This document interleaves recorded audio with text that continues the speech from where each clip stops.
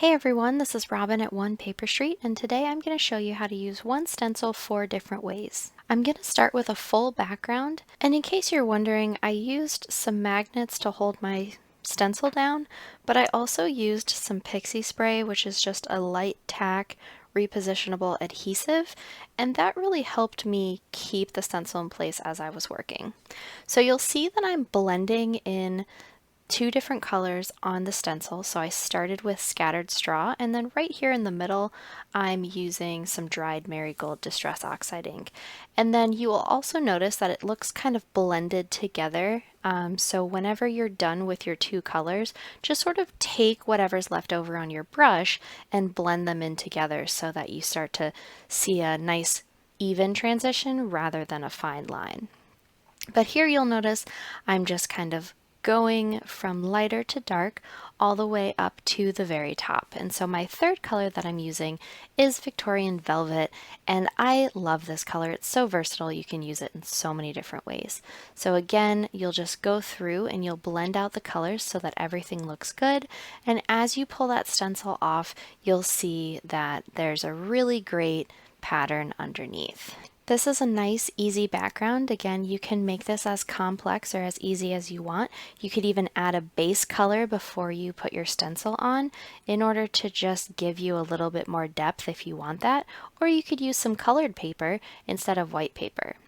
And as I peel off the background, you'll just notice that you have a really nice blended background. Alright, so the second design that I'm going to make today is similar to the first, but slightly different. I'm going to start on the right hand side, and I'm starting with my Victorian Velvet, and I'm just working my way from the right side over to the left, but instead of going all the way across the paper, I'm actually going to stop somewhere in the middle. And this is going to allow us to have a nice blended effect all the way out into the white. So you'll see that I've moved on to my dried marigold, which is the next color that I'm going to blend into my paper. And here you'll notice that I'm not putting additional ink on my brush. I'm simply just working the existing ink that I have on my brush into the white of the paper. So as you start to get over more into the left, don't add onto your brush, just work with what you have and you'll get a nice blended transition there. And again, you can get as creative as you want with this. You can do it on the edge, you can do it on the top, you can do it on the bottom. You can work as many colors as you want into it. So be creative and just have fun with it. Now the 3rd design that I'm creating is going to require some masking paper. So I've grabbed some Masking Magic from Gina Designs, and I just die cut a square in the center of it. So we're going to be using that square a little bit later, but for now I'm going to start applying some ink to this square. And as I apply the ink, you'll see that I'm using 2 different colors at the top and at the bottom.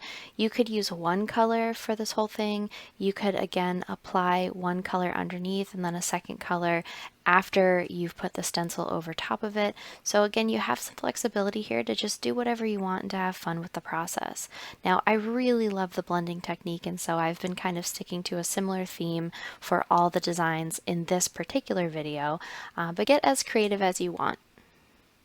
Now after I'm done, you'll notice that I pull off the masking paper and we've got this beautiful square right in the center of it. So I could put a sentiment right over top.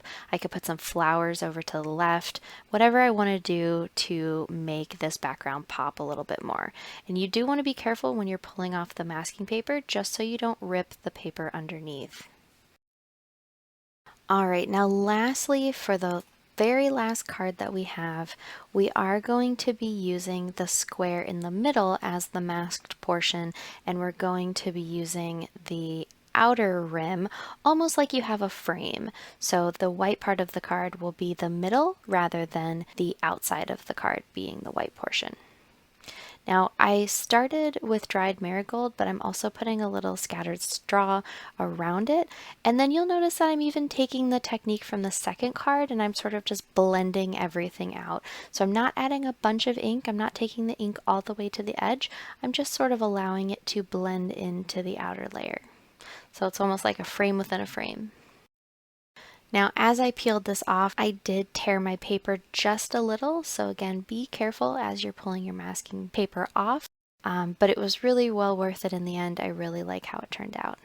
So those are the 4 designs that I wanted to walk through with you today. Now remember, you can create as many designs and as many styles as you can think of, so you're not limited to just these 4 techniques. If you liked this video, please subscribe to the One Paper Street YouTube channel, or you can follow me on Instagram, and I'm always posting new content on my blog, www.onepaperstreet.com. Thanks again for stopping by.